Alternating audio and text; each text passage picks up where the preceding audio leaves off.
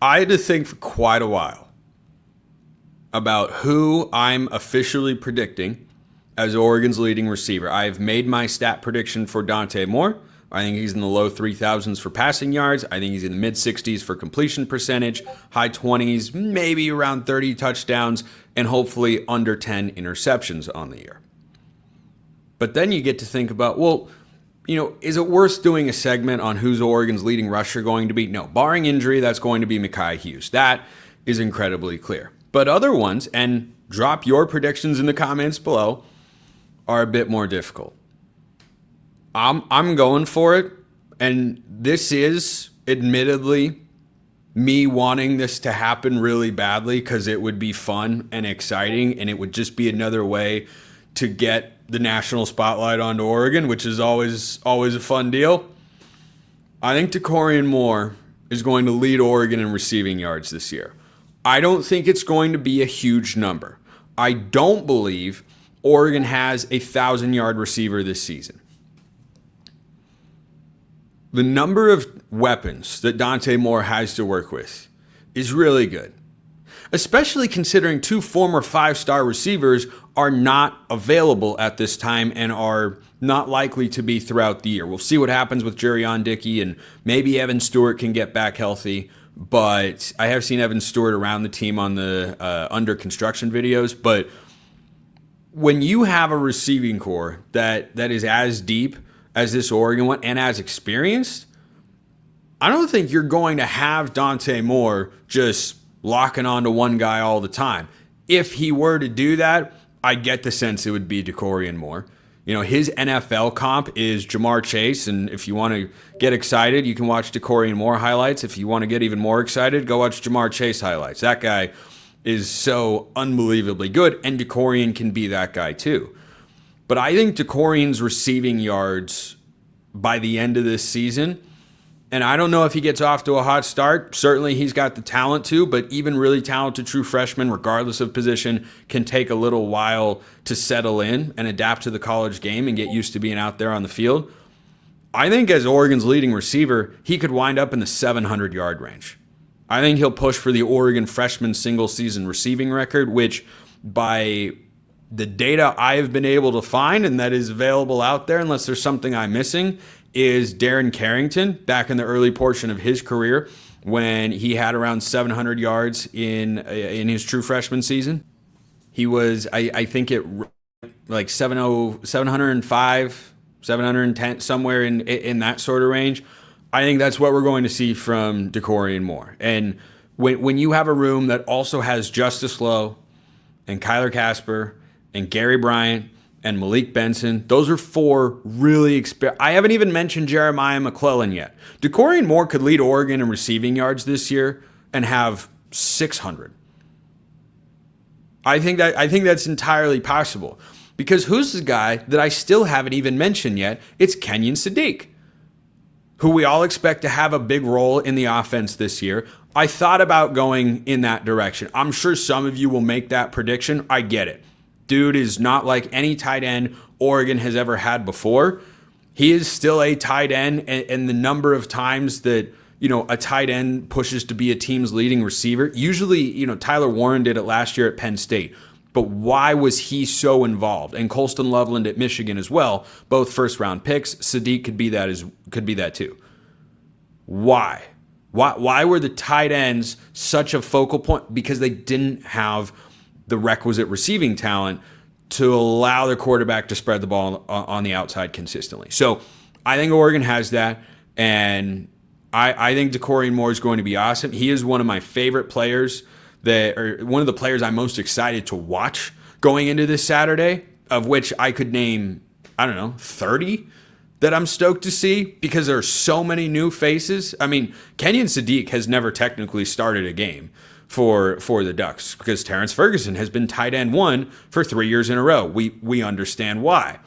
But now Sadiq is starting for the first time, and you just have so many players like that, whether it's Kenyon Sadiq, whether it's Amari Washington on the defensive line, whether it's a guy maybe like Ife Obadegwu in the secondary or Kingston Lopa as well. We're going to see Devin Jackson as a full-time linebacker as one of the top two guys, presuming he's healthy. And if he isn't, then you're going to have another young guy starting there next to Bryce Betcher. I think there are so many guys that I'm stoked to watch this week.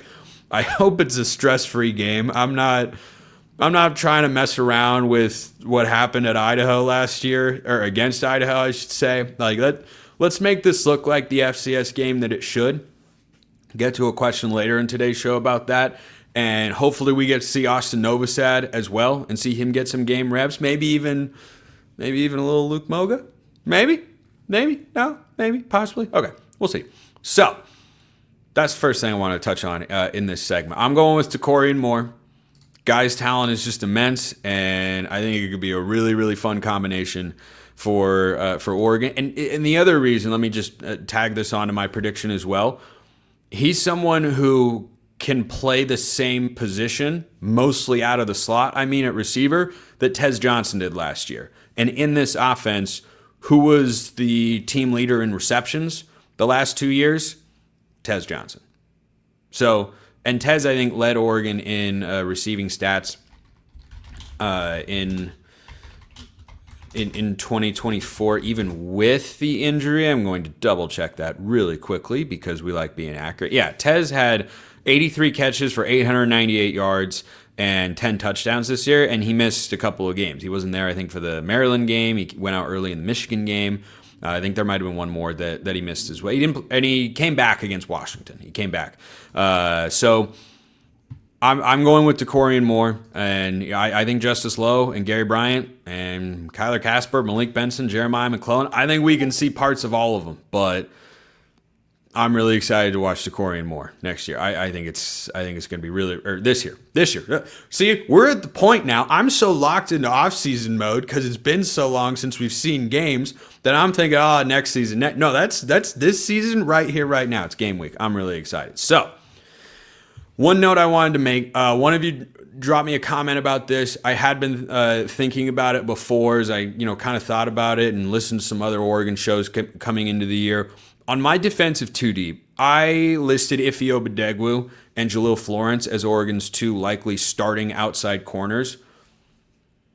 I think I overlooked Theron Johnson a pretty solid amount. You dive into the numbers on him. He is a fifth-year player, transfer from Northwestern. He was on the All-Big Ten lineup a season ago. He's either honorable mention or second team, and he had a PFF coverage grade that last season would have only been lower than Jabbar Muhammad, whose coverage grade was higher than anybody on the Ducks at 80. The highest graded defensive back overall was Nico Reed. I'm not shocked at all to see Nico Reed having some impact in the NFL preseason slate right now, but Johnson is a veteran. There's a lot of youth over there. Maybe by the end of the year, and I'm curious between those three guys which two wind up being the starters, but I think for a while I've kind of had in my head, I can't tell you why, frankly. Probably because Theron Johnson was one of the earlier transfers, and I think he just kind of got mentally placed on the back burner for me. But this is a guy who is not just a throw-in. Jaden Kennedy, the Ole Miss transfer, that's a guy who, if he's starting, I'm a little bit concerned because he's fine. He's a veteran as well. He's okay, but he's not who I would like to see as one of the starting defensive backs for this year, unless he goes out there and, is significantly better than he has been. Just the initial word when he transferred to Oregon, I asked Stephen Willis of Locked On Ole Miss about him, and he said, yeah, he's going to commit a lot of penalties, but he can make some plays, but he's okay. That's not the guy I'd like to see in Oregon's secondary in a feature role this year, unless they feel like they can get more out of him. But For Theron Johnson, he's only 5'11". I know that'll scare some people away. I see those comments a lot. Gotta have the 6'1" DBs and above. Well, Theron Johnson has overwhelmingly played his career as an outside corner at 5'11", and you know what? You're either good or you're not. Like, I understand why, Oregon fans, some of you out there want to see taller defensive backs. I get it. I totally understand that. I would like guys who are good. That's my primary concern. Are you good? Are you productive? I think Nico Reed was Oregon's best defensive back last year, consistently. I think he was the shortest of the bunch. So I think that's just something to be aware of going into the game. If you don't see Iffy out there right away, I think they'll all play at some point. Don't get me wrong. They've rotated defensive backs a lot since the staff got here a few years ago and, worked them all into the fold with different sub packages and such. If you don't see Iffy out there or you don't see Jalil Florence out there and it's Theron Johnson and one of those guys, don't be surprised. So the curiosity is finally going to be paid off come Saturday. I can't wait.